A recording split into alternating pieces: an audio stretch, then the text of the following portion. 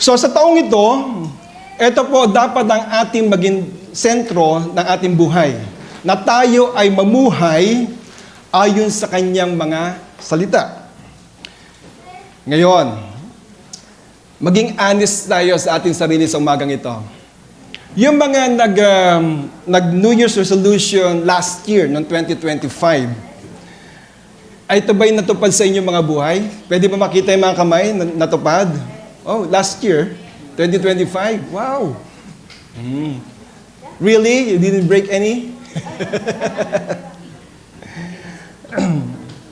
Yung panahon yun na sinabi mo, I will be a better husband or wife kung ikay may asawa. O kaya naman na I'm going to spend more time with my family. Or sinabi mo rin noon, last year, na I'm going to spend more time reading my Bible. Or spending time praying to God. Or more time serving others. Yan ang karamihan ay ng mga gusto natin mangyari. Good health. But ang New Year's resolution ay fit into just 3 types. 3 lang yan. Unang-una, you want to be a healthy life. Tama? May mga nagsabi sa inyo na, kakain na ako ng gulay. O kaya ako yung mag-exercise na. Mga yon, no? Pangalawa, ang usually New Year's resolution ng bawat isa ay financial stability. Amen? Dapat bago matapos ang 2025, wala na akong utang. Yan. O kaya ako na yung nagpapautang. Hindi yung tatakbuhan ko yung inutangan ko, ha? Kundi mababayaran ko lahat ng utang ko. Magkakaroon ng negosyo, or makakapag-ipon ng maayos. Pangatlo, gusto mo rin magkaroon ng tinatawag na healthy relationship. Hindi lamang sa iyong family, but also to other people. Tama? Ayun po ang usually gusto natin mangyari sa buhay natin sa buong taon. And lahat po yun ng inyong mga New Year's resolution ay lahat ay bumabagsak doon sa 3 yon. Yung tinatawag na healthy life, financial stability, and healthy relationship. But the question is, paano ko siya magagawa? As we start this new year, pwede bang paano sa taas lang? Yan naman lang. As we start this new year, kung gusto talaga nating mag-desire yung tinatawag na long, prosperity, and peaceful life, ang susi is to commit to God's Word and follow His guidance. Ayan lang yon. We as a Christian, we know that. Alam natin na pag tayo ay nag-base sa Bible, may mas magandang mangyayari sa buhay natin. Amen?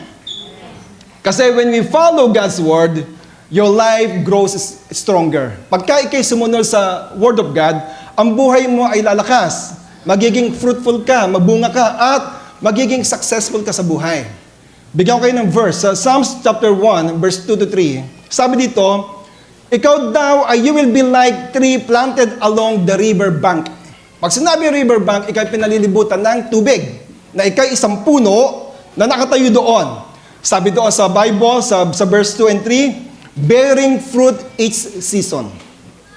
We all know ang prutas ay merong season yan. May panahon ng mangga, may panahon ng santol.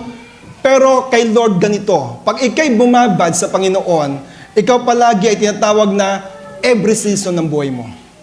Do you believe in that? Sa lahat ng takbo ng buhay mo, lagi ka nasa season of blessings. Pangalawa, sabi doon, your leaves never wither. Ibig sabihin nun, you stay strong and healthy. If you are really nagbababad sa Word of God. Pangatlo, and you prosper. Pag sinabing prosper, in all you do, sabi doon sa verse na yon, sa lahat ng bagay, magtatagumpay ka. Amen? Kaya sa taong ito, i-aim natin na tayo ay maging malalim sa Word of God. Kasi ang Bible, siya ang ating guide sa ating buhay. Do you believe in that? Ito yung tinatawag na manual ng buhay natin. Psalms 119:105. Sabi doon ni David, your word is like a lamp that shines as my guide. Yan. Pag alam mo yung mga verses sa Bible, ibig sabihin siya, nagiging ilaw siya sa'yo, no?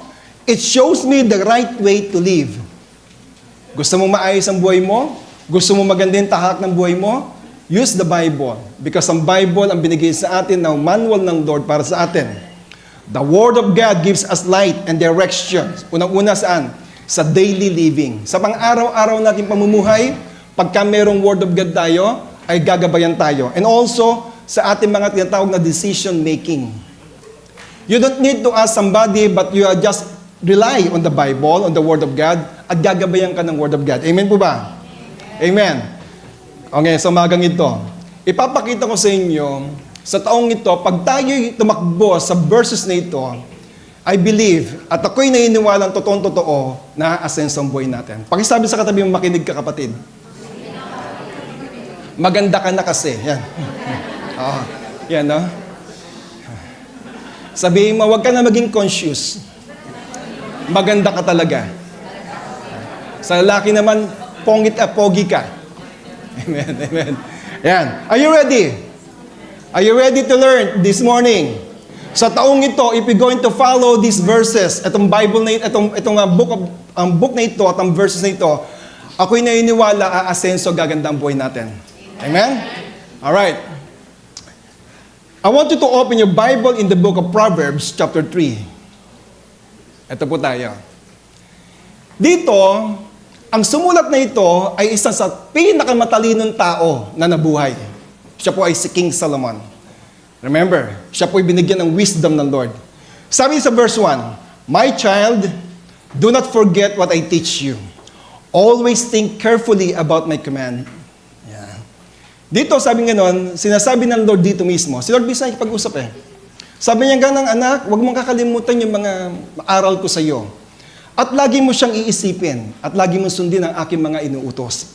Verse 2, sabi nga, if you obey them, you will live a long life. Sino ito yung gustong mabang kanyang buhay? Amen. Pag ginawa mo daw to, you will live a long life, you will have peace in your mind, and you will enjoy life. Magkakaroon ka doon ng kapayapaan sa iyong puso at may enjoy mo ang buhay. Sino yung gusto ma-enjoy ang buhay dito? Amen. Amen. So verse 3 tayo. Ito sabi sa verse 3. Let love and faithfulness never leave you. Ang pag-ibig daw at yung katapatan daw ay dapat wag niyang hihiwalay sa buhay mo. Bind them around your neck. Write them on the tablet of your heart. Yung para bang iniingatan mo talaga siya, ayaw mo makawala. Verse 4, ano mangyayari pag ginawa mo yun? Then you will win favor and a good name in the sight of God and man. Ibig sabihin ito, magkakaroon ka ng magandang reputasyon sa tao, hindi lamang sa harap ng Diyos. Verse 5, ito sinabi, Trust in the Lord completely. Magtiwala ka ng buong buo sa Panginoon. Do not think that you understand things well enough for yourself. Huwag tayong masyadong magmarunong, parang ganito sinasabi niya ng word na ito. Whatever you are doing, remember that the Lord is with you. Then He will show you the right way to go. Or ito ngayon, verse 7. Don't think for a moment that you know it all. Yung parang, alam ko na yan. Hindi na bago yan. Hindi dapat tayo ganon. For wisdom comes when you adore Him with undivided devotion and avoid everything that's wrong. Verse 8, Then you will find the healing, refreshment your body and spirit long for. Verse 9 to 10, ito ngayon. Honor the Lord with your wealth and with the first fruit of all your crops. Ibig sabihin niyan, yung income mo, i-honor mo siya. Then your barns will be abundantly filled and your vats will overflow with new wine. May the Lord bless the reading of His Word. Let's pray. Heavenly Father, we thank you, Lord God. Panginoon, gusto namin makuha yung biyaya ng iyong mga salita sa umagang ito. Buksan mo ang aming mga puso, O Lord God. At tingnan mo, Panginoon, kung ano man magiging hadlang na hindi namin ma-receive ang Word, O Lord God, ay alisin mo sa aming mga puso, sa aming isipan, O God. Thank you, Father. Holy Spirit, be with us. In Jesus' name, Amen. Kapatid, live by God's Word. Mamuhay tayo sa mga salita ng Diyos. Etong taong 2026, pag ginawa natin yon, will be full of favor and blessing. Sino dito yung laging merong gustong favor sa Kanya? Pag sinabing favor, nangyari na hindi mo inaasahan. Kaya nga favor siya. So ngayon, you will be rewarded with long life. Pag ginawa mo to, magiging prosperous ka at magkakaroon ka ng kapayapaan. Kapatid, as we start the new year, let's choose to follow God and live by His Word. Are you ready? Iisa-isahin po natin siya, himay-himayin po natin yung ating binasang verses upang sa ganun, mas lalo natin siya maintindihan at maiksabuhay natin. I know and I believe marami dito na gustong umayos ang kanyang buhay sa taong ito. Kung ikay nag-fail noong 2025, if you follow these verses atong sa Bible na ito, ako'y may iniwala, lahat tayo bago matapos ang taon ito, ay prosperous, healthy, at at magandang relasyon natin sa mga tao, maging sa ating family. As we start the new year, let's choose to follow God and live by His Word. Number 1, walk in obedience with God's Word. Tayo lumakad na may pagsunod sa mga salita ni Lord. Ano sabi doon? My child, do not forget what I teach you. Sabi ng Panginoon, huwag mong kakalimutan yung mga itinuturo ko sa iyo. Sabi ng Panginoon, always think carefully about my command. Pag sinabing always think carefully, ibig sabihin iniingatan mo siya at iniisip mo siya palagi. Sabi doon sa verse 2, if you obey them, ito ngayon, pag ito'y ginawa mo o sinunod mo, you will live a long life. Ibig sabihin nun, ahaba ang iyong buhay. Pangalawa, you will have peace in your mind. Magkakaroon ng kapayapaan sa iyong isipan. Pangatlo, and you will enjoy your life. Especially we are here in the Cayman Islands. Gusto natin after mag-work natin, ma-enjoy natin ang buhay. Amen? Amen po ba? Amen. Kaya kapatid, lumakad tayo ng merong pagsunod. Walk in obedience, and God will bless you. Alam nyo, sa pagsunod, lagi merong blessing. Amen? Maski kasi mga magulang natin, pag tayo sinabing sumunod tayo sa kanila, sumunod tayo. Ako po, pag may nakakausap ako ng mga taong mas matanda sa akin, gustong-gusto ko po sila makausap. Especially po yung mga lingkod ng Diyos na nag-serve na kay Lord for many years. Kasi alam ko, meron akong mapupulot lagi sa kanila. Amen? Kaya ako lagi nakikinig sa kanila. Ayaw kong ma-miss yung thing na, kunyari, sa Pilipinas, pag may nakita ko mga pastor na nakagaya ko, at matagal na nagsiserve, gustong-gusto kong kausapin. Kasi nga, nakikinig ako sa kanilang mga testimony, sa kanilang mga sinasabi, at ako ay natututo. Si Lord, ganun din ang gusto ng Lord sa buhay natin. Lagi natin, huwag lamang natin binasa ang Bible, kundi we are carefully obey ano man yung nasa command ng word na yon. Amen? Huwag ka lang parang matrill doon sa word na nabasa mo. Kasi ang blessing doon, alam mo kung saan? Yung pagsunod doon sa binasa mo. Amen? Guard it carefully and live by it every day. Bantayan mo siya sa puso mo at mabuhay ka ayon doon sa binasa mo sa Word of God. Never forget the lessons God teaches you. Tuwing Sunday, nakakarinig kayo ng mga Word of God, and I know and I believe, meron din kayo yung tinatawag na personal devotion nyo, nagbabasa rin kayo ng Bible, lahat ng lesson na naririnig nyo, iingatan nyo yun. Amen? Keep His command close to your heart. Ilapit mo lagi sa puso mo para hindi mo malimutan. Alam niyo ba, kaya pagka tumutugtog yung bayang magiliw, ay lupang hinirang, di ba? Lagi tayo nakaganon, di ba? Malapit sa puso natin. Para hindi natin malimutan yung tinatawag na patriotism sa ating, o kaya yung tinatawag na pagmamahal natin sa bayan natin. Amen? So kay Lord, ganun din. Lagi mong ilalagay yung kanyang mga utos sa iyong puso. Think about them every day. Araw-araw, isipin mo yan. Kung ano yung naging devotion mo, i-reflect mo araw-araw sa buhay mo. Follow them. Sundin natin siya. And your life will overflow with peace, joy, and blessing. Ang buhay mo ngayon ay mag-overflow na tinatawag ng kapayapaan, ng kasaganaan, at tinatawag na blessing sa buhay natin. Amen? Obedience is not a burden. Tandaan niyo po yan. Alam mo, nung bata tayo, pag tayo pinag-uubi ng natin, akala natin laging bigat sa loob, no? Yung pagka ikay sinabihan ng iyong magulang, ang bigat-bigat sa loob, no? Minsan po, yung mga anak ko, minsan ganyan. Kaya minsan sasabihin sa ng mami nila, ba't pag pinakausap kita, hindi ka nakikinig? Tandaan niyo po, obedience is not a burden. It is a blessing. Amen? Ang pagsunod ay isang pagpapala. Bakit ka mo? As you obey, you will experience the gift of long life. Sa Bible, the book of Ephesians chapter 6, sabi ganon, pag ikaw da'y sumunod sa iyong mga magulang, ahaba daw ang iyong buhay. Amen. Sino dito yung lagi sumusunod sa kanyang magulang?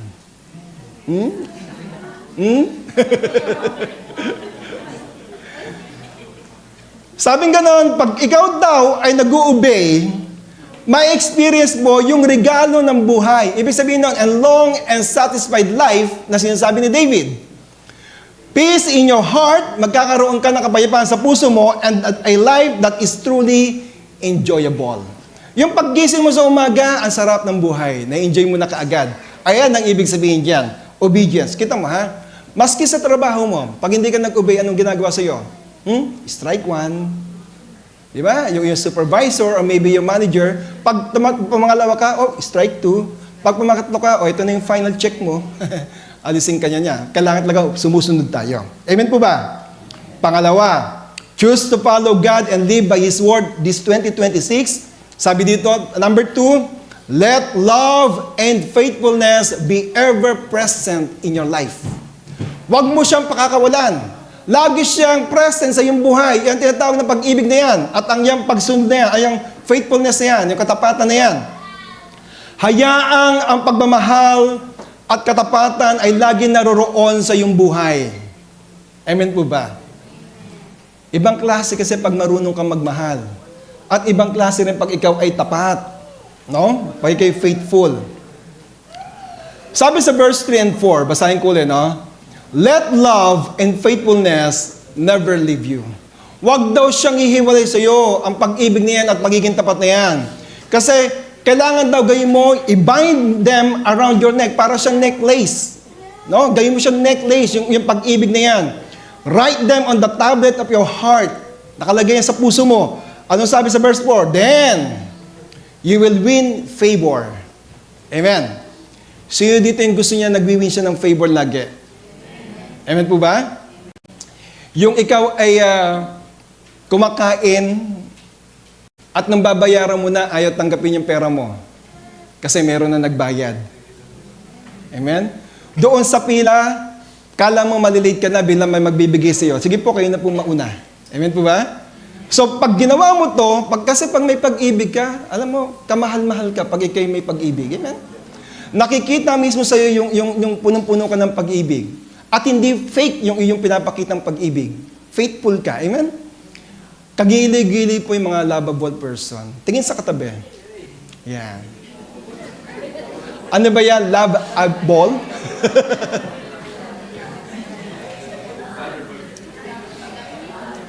Kita mo ha? Ang pag-ibig, marami nakapaloob dyan. Matulungin, mabait sa kapwa, di ba? At ano pa, magalang, yung mga bagay na yan.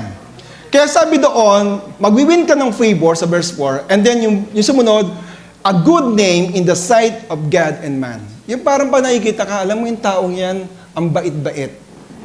Di ba? May ganun ka naririnig, di ba? Pagka ano, alam mo yung tao yan, gili-giliw na yan. Manis siya, masarap kausap. Kasi full of love. Amen po ba? Pansinin mo yung mga taong laging galit, ayaw kayong lapitan. Ayoko dyan, nakakabago ng vibes. Magiging galit din ako. Pansinin mo rin yung mga taong kuripot. Ang nangyayari sa naging kuripot ka rin. Tama? Ayaw mong maglabas, ang haba ng bulsa. Pagbayaran, nagsisiar. Pero yung may punong-puno ng pag-ibig, nag-uunahan. Minsan gawin nyo yung labasan ng card. Kunyari, di ba kayo magkakaibigan, di ba? Napanood nyo ba yan? Tapos tatawagin yung waiter, bubunot ngayon kung ano. Pakiano nga po yung mga bata sa taas, please. Para may nagmamarch sa taas eh. Pagka ikaw po'y kagiliw-giliw, lalapitan ka po. Ang tinatawag doon, ikaw ay nagkakaroon ng good name. Pag ikaw'y matulungin, amen? Lagi nasasabi, alam mo yung taong yan, matulungin yan, taong yan. Minsan mo lang nagawa ng magandang bagay ng isang tao, he will never forget you. Tandaan niyo po yan. Hindi ka makakalimutan nun. Yung kunyari, nagparaya ka o nagbigay ka ng something sa kanya, he will never forget it. Especially mga taong tinutulungan natin na hindi natin kilala. A lot of people here, nakapunta sa isla, they don't have any relatives, they don't have any friend, natulungan lamang sila. At pagka nakakausap yung mga taong yung binabanggit yung pangalan ko, sino yung tumulong sa kanila. Alam mo, ito yung tumulong sa akin tao eh. Amen? Kaya, pag tayo ay tapat at tayo ay mapagmahal, tayo po ay magkakaroon ng tinatawag na good name. Maayos po yung ating pangalan. Amen? Pa ikay mabait sa tao, mabait din ang turing na sa'yo. Pa ikay masama, iiwasan ka. So 2026, ayaw mo ng ganon. Gusto mo nilalapitan ka ng tao. Amen? Para kang magnet. At parang pagkausap ka nila, ayaw ka lang bitawan. Kasi may nakukuha sa iyong magandang aral. Amen po ba? Carry love and faithfulness wherever you go. Lagi mong bitbitin yan, yung pag-ibig na yan at yung katapatan na yan. Let them be seen. Kailangan makita nila sa inyong words, sa pagsasalita nyo, at maging sa inyong mga act, sa inyong mga gawa. Kailangan nakikita. Amen? Amen po ba? Amen. Kailangan makita nila yon. When love and faithfulness defines you, God will grant you favor. Pag ang pag-ibig at ang katapatan, ito ang nagiging karakter mo. O ito mismo yung sinasabi patungkol sa iyo, God will grant you favor. And your life will earn respect before Him and before others. Kita niyo yung mga politicians sa atin, the reason why they are very respectful and very loved, kasi matulungin sila. Amen?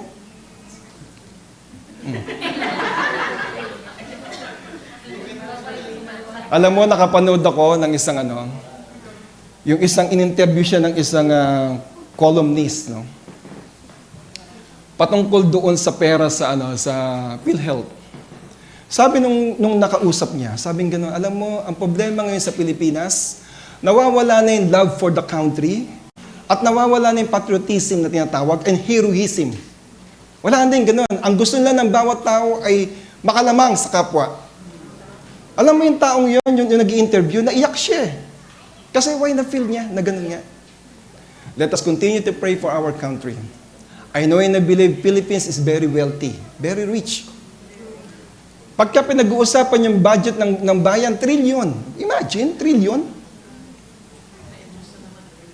Tapos nagbibigay lang ng 2 million na ako ba?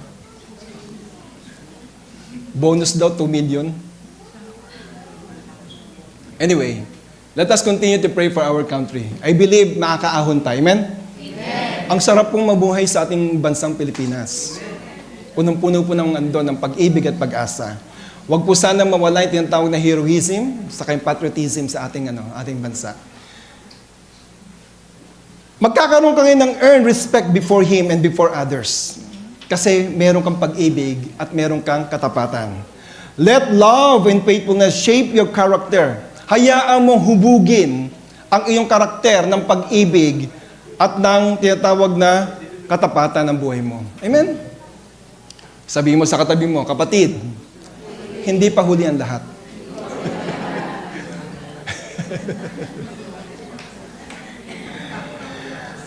Hayaan mong hubugin ka ng iyong karakter at yung pag-uugali mo. Let love and faithfulness be the guiding lights in our lives. I-guide ka ng pag-ibig na yan. Remember this, kaya ka kaibig-ibig kasi minahal ka ng Diyos. At kaya ka naging kaibig-ibig kasi ginagaya mo si Kristo. Amen? Kaya, this must be foundational to all we do. Ito dapat yung foundation lahat ng ating ginagawa. Let love and faithfulness guide your every step. Lagi may pag-ibig. Huwag po tayong iisip na ikay makakalamang lamang sa kapwa mo. Amen? Lagi mong iisipin na ikay maging mapagbigay sa iyong kapwa. When you do this, you will find favor, not only with God, but also with the people around you. Amen po ba? Hindi ka matatakot na maski wala ka, alam mo, meron tutulong sa'yo. Kasi ikaw ay matulungin, mapagmahal. Pangatlo, punta tayo sa pangatlo. Choose to follow God and live by His Word this 2026. I give God your whole heart and trust Him fully. Ibigay mo yung buong puso mo sa Kanya at pagkatiwalaan mo siya ng buong buo. ayun ang kailangan natin. Sabi doon, trust in the Lord completely. Hindi sinabing half, hindi sinabing portion. Pag sinabi completely, buo daw. Do not think that you understand things well enough for yourself. Huwag mong isipin na alam mo na lahat. Whatever you are doing, remember that the Lord is with you. Sa ibang translation, iba yan, di ba? Trust in the Lord with all your heart and lean not with your own understanding. In all your ways, acknowledge Him, and He will direct your path straight. Sa ibang translation. Pero kinuha ko yung translation na maintindihan ng bawat isa. Sabi daw, whatever you are doing, remember that the Lord is with you. Lagi mo tatandaan na kasama mo si Lord. Then, He will show you the right way to go. Ituturo niya kung saan ka pupunta. Amen? Lahat po tayo ay we are lost before. Tayo po dati ay ligaw. Pero nung nakita natin, na-meet natin si Lord, tayo po ay meron ng direction ng ating buhay. Amen? Hindi ka na nag-aalangan, hindi ka na nagtataka. Alam mong pagkasama mo si Lord, tama ang iyong tinatahak. Trust God completely. Sabi dito, live this way and your life will be full of honor and blessings. Pag kayo nagtitiwala. Sino dito yung 100% nagtitiwala kay Lord? Nang binigay niya lahat kay Lord, nakita mo ibang klaseng kumilos si Lord. Alam mo, minsan pagka tayo yung gumagawa sa sarili natin, laging pumapalpak sa totoo lang. Di ba? Laging pumapalpak, laging merong hindi maganda nangyayari. Pero pagka nagsimula ka magtiwala kay Lord, everything is smooth. Amen? Pag pinag-pray mo, Lord, sinamahan mo ako dito, bahala ka na po. Amen? Nasamahan ka ng Lord. Number 4.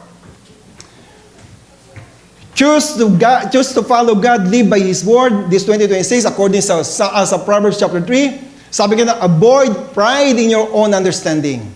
Trust God's wisdom instead.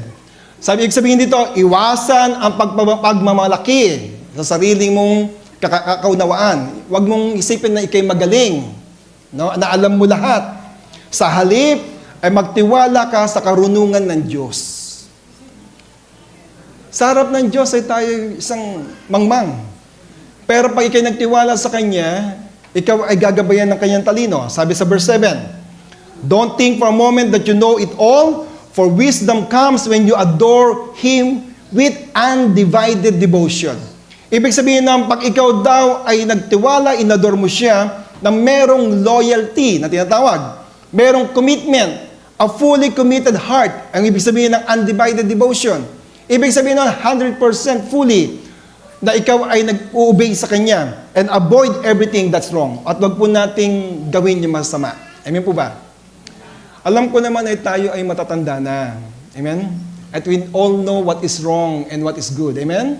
Alam na rin natin kung ano yung tama para sa ating buhay, sa ating sarili. Amen po ba? Pagka meron po kasi, let me speak to you.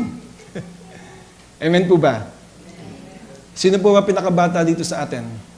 Pero yung mga bata, ha? Si Jane, mukhang bata pero 23 years old na. Pero, what I meant is, alam mo na kung yung tama. Alam mo na rin kung hindi makakasama sa sarili mo. Alam mo na rin kung hindi magiging maganda sa iyong sarili. Kaya tayo po yung umayos. Sabi mo sa katabi yung umayos tayo sa 2026. Sabi mo pa ito, para hindi ka tamaan.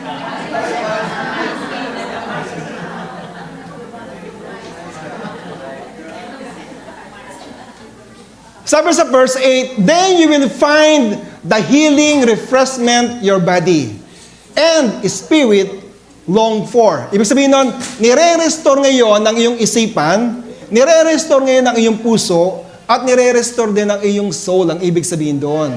Pag ikay mayroong humility sa buhay mo, inaayos ka ng Diyos. Don't think you know it all. Huwag mong isipin na alam mo, even nga si King Solomon, hindi niya sinasabi na siya yung pinakamatayang tao, even though that he was. Pero alam niya, mahina pa rin pagka kinumpare doon sa may knowledge ng Lord. Kaya kailangan gawin natin, stay humble. Stay humble and fear the Lord. Maging humble ka at magkaroon ka ng takot kay Lord. Pangalawa, turn away from all that is wrong. Iwasan mo yung mga bagay na hindi maganda. And you will see His blessings in your life. Amen po? Gusto po natin makita yung blessing sa ating mga buhay. Kaya obedience to God makes you strong, healthy, and full of life. Pag tayo po'y sumusunod, makikita mo po na ikay tumatatag, na malakas ka. Makikita mo nagiging healthy ka physically, kasi alam mo, no? Kung ano yung dapat kainin.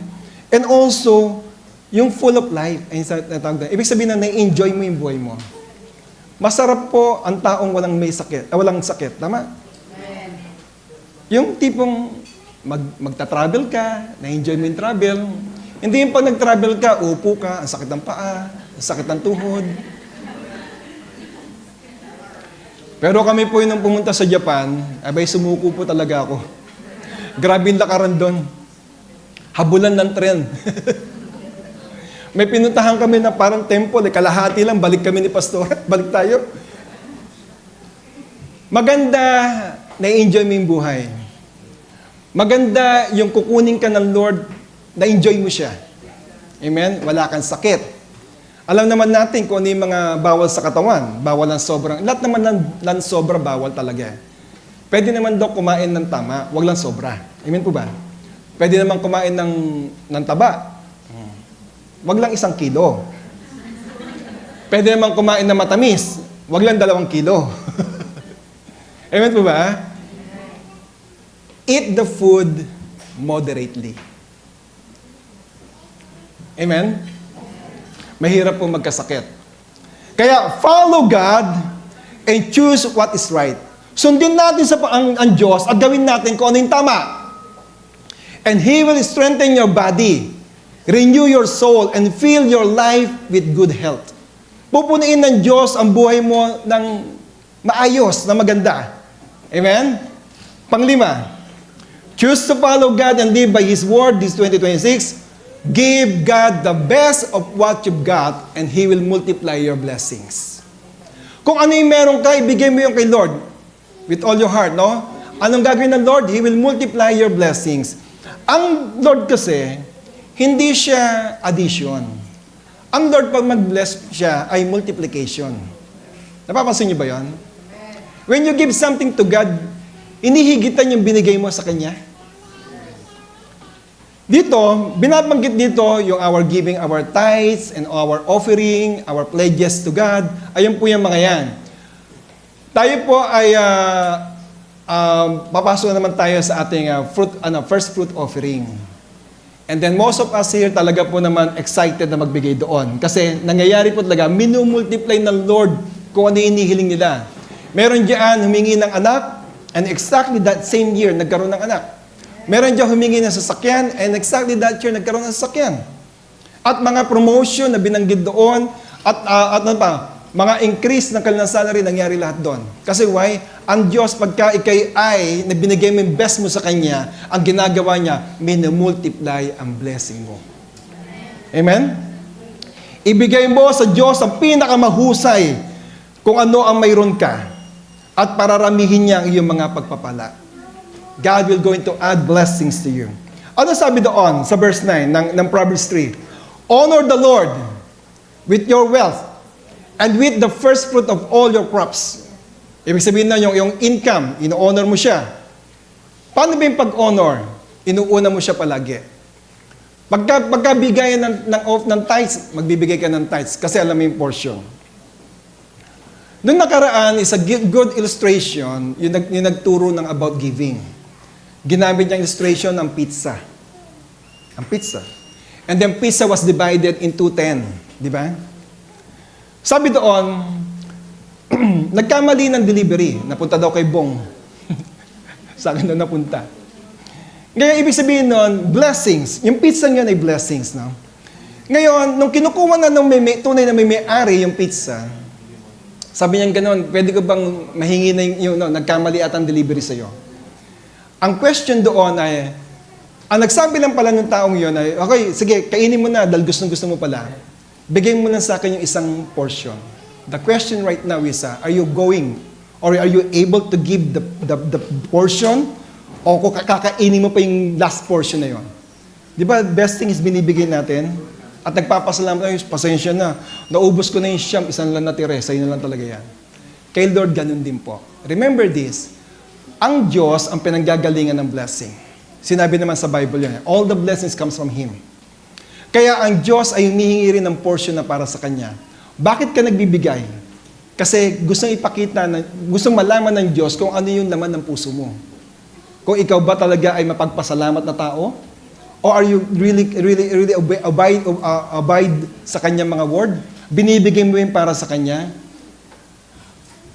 Sa lahat po ng ginagawa ng tao, nagsisimula po ang blessing sa tinatawag na seed, sa buto. Yung mga marurunong na magsasaka, ganito ginagawa nila. Tinatabi nila talaga yung unang harvest. Amen? At anong ginagawa doon? Itinatanim yung harvest para mag-multiply ng marami. Sa mga taong hindi marunong, ginagawa nila yung unang harvest, kinakain kaagad nila. Kaya ang nangyayari, walang multiplication nangyayari sa buhay natin. Amen? Kay Lord, pag nagbigay ka, tandaan mo to, hindi ka nabawasan, kundi madadagdagan ka kay Lord. Amen? I've seen a lot of faithful tithers here in the church. And I see how far they are right now. Kung paano sila pinagpalang lubos ng Diyos. Not just because you're giving it for the Lord. Amen? Kaya pag tayo nagbibigay kay Lord, si Lord ang nagbibigay ng balik niyan. Amen? So, honor the Lord. Sabi ko doon, no? Honor the Lord with everything you have, your wealth, your time, and your talent. Tatlo po yan eh. Ibibigay mo ang wealth mo kay Lord, ang iyong time mo at ang iyong talent mo. Pag ito'y binibigay mo lagi kay Lord, minumultiply ng Lord yan. Remember this, the parable of the talent. Meron na bigyan ng 4, meron na bigyan ng 3, at meron na binigyan lang ng 1. Anong ginawa nila? Yung 4 na meron talent, ginawa niya, ninegosyo niya, lumago. Yung pangalawa, ganun din. Yung nag-iisang talent lang, alam mo ginawa niya? Binaon niya sa lupa. Ang sabi niya gano'n, sabi niya, alam ko kasi, Master, ikaw ay malupit na tao. Kaya ginawa ko, binaon ko sa lupa. Kasi alam ko, pag hindi siya nag-multiply, magagalit ka. Ano sinabi ng master? Sabi niya gano'n, hindi ka talaga marunong. Dapat binangko mo na lang. At least tumubo. Kay Lord ganun din po. Anong ginawa ng Panginoon? Kinuha yung kaisa-isa na lang at binigay pa doon sa marami. Bakit ka mo? Kasi they know how to handle it. Huwag kang matakot na magbigay kay Lord. Kasi si Lord, minumultiply yan ng Lord. Amen? Tingnan niyo yung mga taong takot na magbigay. Kasi sabi na kulang daw. Ano nangyayari sa buhay nila? Kulang. Pero yung mga nagbigay, ano nangyayari? Grabe. May narinig ako, Pastor, ang nangyari nga, sunod-sunod yung overtime na binigay sa amin. Nakuha ko pa masigit pa. Kasi why? Kasi faithful ka kay Lord. Amen? If you truly believe in the Word of God, at taong ito, you will always makakaparinig kayo ng lahat ng patungkol ng blessings ng Word of God. Pagka kayo sumunod sa Word of God, talagang grabe ang gagawin ng Diyos sa buhay mo. Amen? When you do, He will bless you abundantly and fill your life with provision. Pag sinabing provision, hindi ka pagkukulangin ng Lord. Yung mga pangailangan mo will be provided. Kaya nga provision, piniprovide. Amen? Gave Him the first and the best of all your blessing. And watch how He bless you in return. Kaya, make this year, kapatid, itong taon na ito, gawin natin kaikaiba ang taon na ito. Make this year different. Unang-una gawin natin, trust God completely. Magtiwala tayo ng buong buo sa Panginoon. Love faithfully. Magmahal ka ng tapat. And honor Him with all you have. Kasi ito gagawin niya. Do this and you will walk daily in His blessings. Araw-araw, ikaw ay pagpapalain ng Diyos at ma-experience mo yung buhay na hindi kagaya ng dati. Yung buhay na hindi kagaya ng dati. Parang gusto niya yung dati pa rin. Gusto niya yung dati pa rin? Ha? Sino yung gusto niya yung buhay niya kagaya ng dati? O gusto niya yung buhay niya ini-elevate ng Lord? Amen. Ayun pala dapat ang word. Ini-elevate ng Lord. Amen? Because we want to be elevated by the Lord. Ang Diyos, mayaman siya. He doesn't need our money. Pero yung obedience na ibibigay mo sa kanyang faithfulness mo sa Kanya, sinusuklian ng Diyos yan. Amen? Amen po ba? Kaya when you live by God's Word and make Him first in your life will be full of favor. Punong-puno ng pabor, blessing, wisdom, and provision ng buhay mo. Live this way, this year, mamuhay tayo ng ganito, and you will have a healthy life. Sa Bible po, nakasasabi doon kung ano yung dapat kainin at hindi dapat kainin. Pagka binabasa natin. Na ang gulay po talaga ay maganda pala. I find out na ang gulay pala, pag makain ka ng gulay, siya pala yung kumakain ng mga sugar sa katawan natin. Kaya the more you eat vegetable, the more na nawawala yung sugar sa katawan natin. Naniwala ba kayo doon? Kasi sinabi sa akin ng nutritionist, kaya alam ko. Kaya sinabi niya sa akin. Ngayon, financially stable ang taong mong ito. Sino dito yung sabing gano'n, hindi ikaw ang uutang, ikaw ang magpapautang. Yeah, no? And healthy relationship. Sa ating kapatiran at maging sa labas. Kasi pag ginawa mo yon, ano mangyayari? Magkakaroon ka din tawag na good name. I-respect ka ng tao. They will respect you. Kaya trust God completely, love faithfully, honor Him with all you have, or what you have, and you will walk in the blessings every day. Araw-araw, pagpapalain ka ni Lord. Are you blessed this morning? Can we all arise? Tayo po tayo.